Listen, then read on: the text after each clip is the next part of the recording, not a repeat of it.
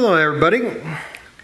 I thought I'd share today some of my thoughts on how Biden's policies are hurting farmers, especially small family farms.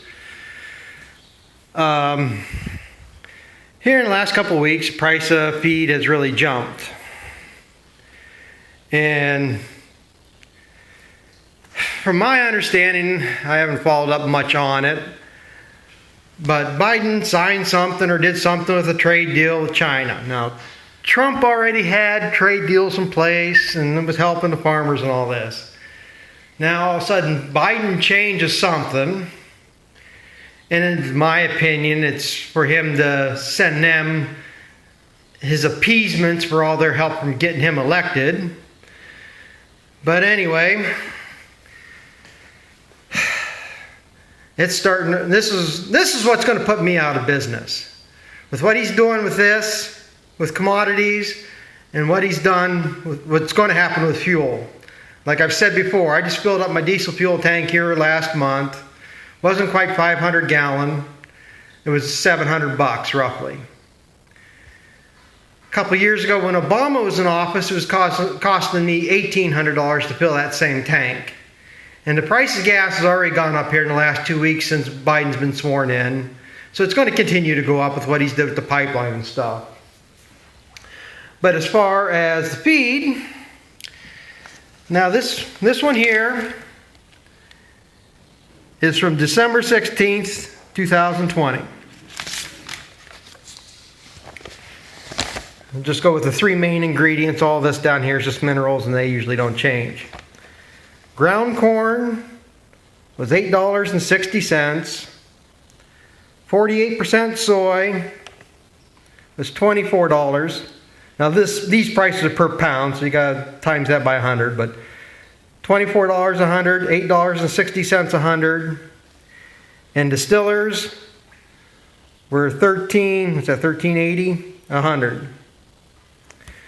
And with all the stuff I got in, total bill was $1,270. Now, this is the load of feed I got yesterday, February 2nd, 21. And this is just not even 2 weeks after he's been elected. Ground corn is $11.80 a hundred. Soybean, $27.20 a hundred. And distillers, $16.80? Again, my eyes are shot. I gotta get glasses. So yeah, $16.60. Same feed, same everything, nothing changed. $1,519. So my feed has gone up $250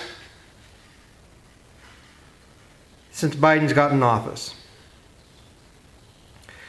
Price of milk's not going to go up. In fact, I think the price of milk's going to be going down. With what he's done with that trade or with that pipeline, I think he's pissed Canada off. And they might just screw around with that USMC and screw that up for us too. That trade deal did help the dairy farmers. But it's, that's my thing. I can't get it. No, I can't get no help to get any more milk out of these cows. I mean, they just keep dropping. They've dropped again. I mean, I have no idea why they are milking so little of what they are. I mean, I'd be better off milking goats. But to take another $250, this is going to be roughly $500 a month. This load of feed lasts roughly 2 weeks, a little bit more than 2 weeks. Price of fuel goes up. Price of seed's going to go up. Price of fertilizer is going to go up. How the hell is anybody going to afford to do this? And this is another game. This is what I understand. This is the point of a co-op. They should be knowing the price of seed or feed's going up. They should be locking in prices to continue to be able to hold it somewhere near that. But when you got a global economy, the price goes up around the world, it automatically raises here. And what happens is, well, you've all heard of that, the GameStop and Robinhood and all its hedge fund operators and all that crap that's going on. Well, they do the same thing with commodities. And one thing farmers do to protect themselves is they forward contract. Now, this is the way I see it. I might be wrong, but this is the way I see it, and it's the middleman that makes the money. What farmers do, like during the spring and summer, they know what they got with their seed and fertilizer, spray, everything they got into that crop. They have it all figured out what minimum they need to make to cover their expenses. They have an estimate or a gauge on their goal, what they should yield per crop. So they know what it costs. They know what their expected yield should be, so they can figure out at the current prices what their income is going to be for the year. So what they'll do is they'll forward contract, they'll lock in a price. Say right now, say in the middle of June, price of corn is $3. They have projected by the fall the corn is going to be up to $3.75. Well, farmers will lock in a percentage of their yields under a contract at that price. And then when the mills or whoever they're contracted with wants it, they bring it in for that price. They're guaranteed that price of $3.75. Well, you take a case like we got now, what I think Biden's doing, like say, he's increasing exports or something to China, and it's starting to cause a shortage, driving up prices, they're calling contracts in. But now price of corn has gone up to $5. Well, the farmer under his contract, he's not getting that $5. It's Cargill or these other mills that are now selling it for the $5. So they're making $1.25 on top of what their profit would have been on what the farmer contracted it for anyhow. So again, it's the higher ups, let's say it's all, essentially Cargill and these other mills are being like the hedge funds operators. They're betting that it's going to go up, so they're paying the lower price, they lock it in. Now, like I say, most farmers, they don't lock in all their crops at that price, just in case of something like this. But shit, you take somebody contracted 10,000 bushels at $1.25 difference, I mean, that's $12,000 that they're losing. Now, again, it protects them, like it did here a couple of years ago, it protects them. If the price drops out, drops down to $2.50, they're still getting to $3.75. But, but like I say, this is what a co-op is supposed to do, is always supposed to have been, and now they've gone the way of they want.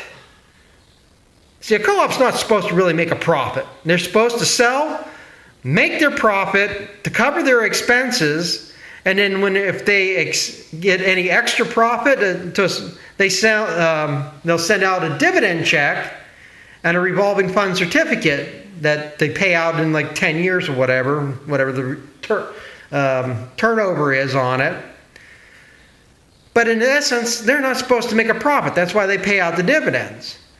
So like I say, the point of a co-op was supposed to help smaller farms like me. Well, now, like I say, they're going by the wayside because you're getting all these mega farms out there now. The co-op, they buy 4 or 5 semi-loads of seed in the spring and then be selling it to 100 different farmers. Well, now you got one farmer that plants enough for a full semi-load. So they're buying it by the semi-load, getting bigger discounts by buying it straight from the company instead of through the co-op. So then that hurts them. And then, just like the feed here, they should, like in the fall, they should have been buying as guys were bringing in to dry. They were buying it, say, at $4 a bushel. They should have that price locked in for their members to hold the price for them. But no, just like everybody else, they want to make this extra $3 profit. 100, that's $60 a ton. They move 100 tons out a day. That's $6,000 a day more they're making. Just like the big dairies. That's why I say nowadays nobody wants to deal with you unless you can buy and sell by the semi-loads. Like DFA, they don't want to deal with small guys like me. They don't even want to deal with like my milk hauler that's got a triaxle. They want milk to come in there by the semi-load. They want one load from one farm anymore. Just like the feed mills, they don't want to deliver 3 ton of feed to this guy, 4 ton of feed to that guy. They want a guy that's going to take a 10-ton truckload or a 20-ton truckload, whatever it is, deliver one load to one farm. So, I mean, that's why it's for phasing out the smaller farms. And eventually, we're going to end up like Russia. They did the same damn thing. Became big factory-owned, corporate-owned farms, and they couldn't supply the food, so they ended up getting things divided back. But that's what's happening right now. When you got, and it's all about he who controls the food controls the population. Now you take one farm that's got 1,000 cows. You know, they'll be sending a semi-load of milk at least a day out of there. DFA can come to them and say, we want this and we want that.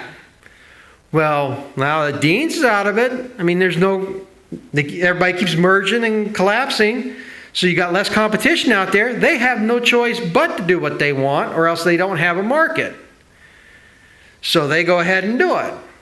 But now if you took that 1,000 cows and divided it up between 20, 50 cow dairies,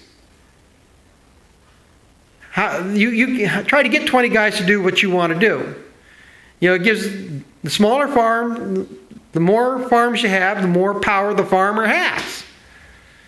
And this is what's happening all across with guys growing corn and soybeans. A farm goes out, instead of letting some younger farmer take it over or somebody else to have a chance, the neighbor comes in and he pays 3 times what the rent is worth on it, take the ground over and expand and get bigger. And like I say, if you had smaller farms, you could eliminate a lot. There's supposedly a surplus of milk out there. You could eliminate a lot of that surplus. Like I say, you take that 1,000 cow dairy. Essentially, they're the ones that are, they're pushing the cows. They got the high quality feed, doing all this, and they're pushing a 28,000 pound herd average. But you take that same 1,000 cows over 50 cow dairies, you're going to have some up here at 28,000. You're going to have some down here at 18,000. Overall, this 1,000 cows, you're probably going to be averaging 23,000. So right there, over 1,000 cows, you've got 4,000 pounds less of milk per cow per year.